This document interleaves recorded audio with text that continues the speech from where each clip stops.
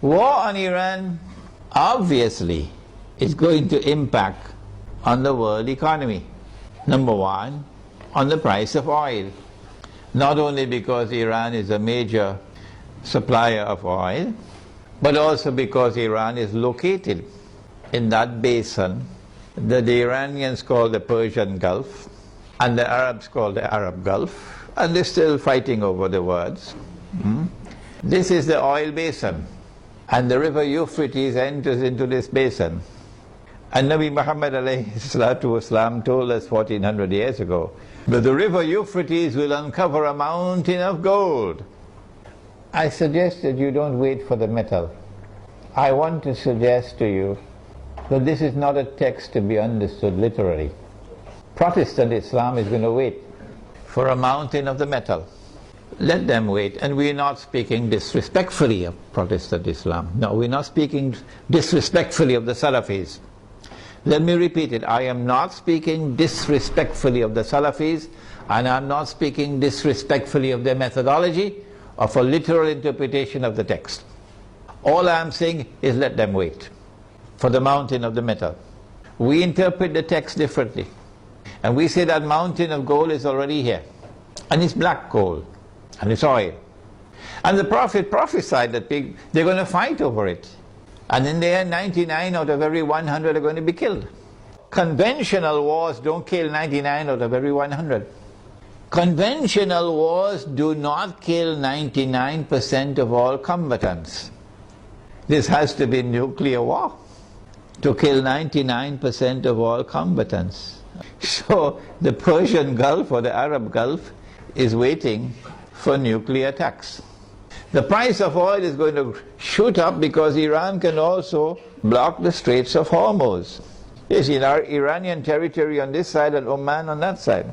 It's not difficult for Iran to block the Straits of Hormuz and disrupt the passage of oil tankers.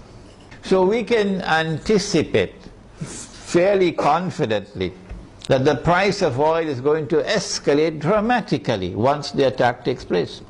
And the American government knows that. And that's why the American government does not want Iran to be attacked. Because the American government knows, and the Federal Reserve knows, and the bankers also know, that the US dollar is going to collapse. It will not survive an Israeli attack on Iran with the price of oil shooting up through the roof. And if the US dollar collapses, of course they're going to have to demonetize the US dollar. It will no longer be legal tender. They have to have something in place. They probably already have something to replace it. But at a fraction of its previous value, the American economy is going to collapse. Large numbers of white Americans are going to lose their wealth. And many of them are going to be listening to this lecture. There's going to be chaos in the United States when the economy collapses. There can be riots in the United States, and they're already anticipating that. And so an attack on Iran would lead to economic, financial, and monetary consequences that will be disastrous for the US economy. Israel wants to become the new ruling state in the world. And 10 years ago when this book was published, we said the third ruling state is Israel. Israel wants to become the third ruling state. For Israel to become the third ruling state, the United States has to collapse. And so this is going to be the collapse of the economy. Not just the US economy, but more than that. With the dramatic rise in the price of oil, you're going to have a significant rise in the cost of living around the world. Transportation costs are going to escalate. Food prices are going to escalate. Energy prices will rise. And this is also going to affect the prices of manufactured goods. The poor of the world will sink as soon as Israel attacks Iran into greater poverty and in some cases destitution. In Yemen now, they can't afford to buy the cooking gas with which to cook. The middle class around the world will sink into poverty. And when there are so many poor, the majority of mankind in poverty, it's going to be easier to rule the world. With people who are too poor to organize themselves, to resist oppression and resist slavery. How should we respond to this impending economic collapse, financial and monetary collapse? How should we respond to the imminent rise of the cost of living around the world?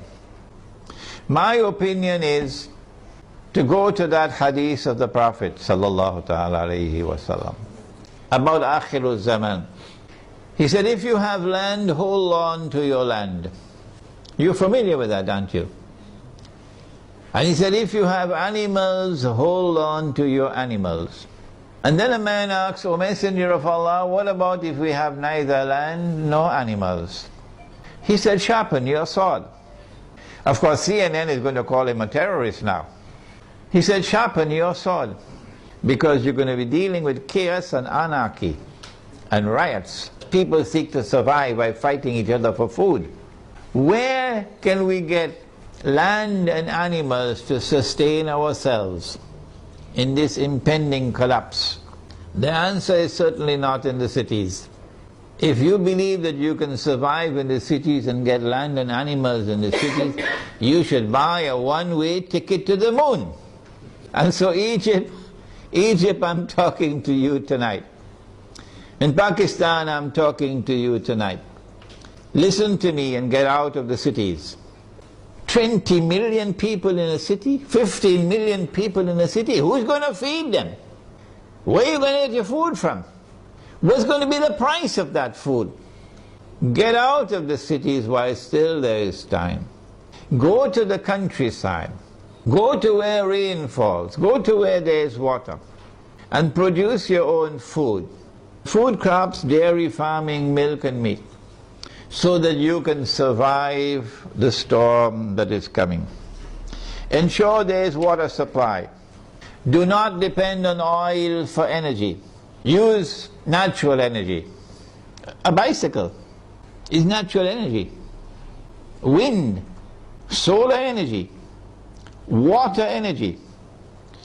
Number 2, live in small communities, because small communities can more easily sustain themselves without having to be dependent on supplies of food from outside the communities.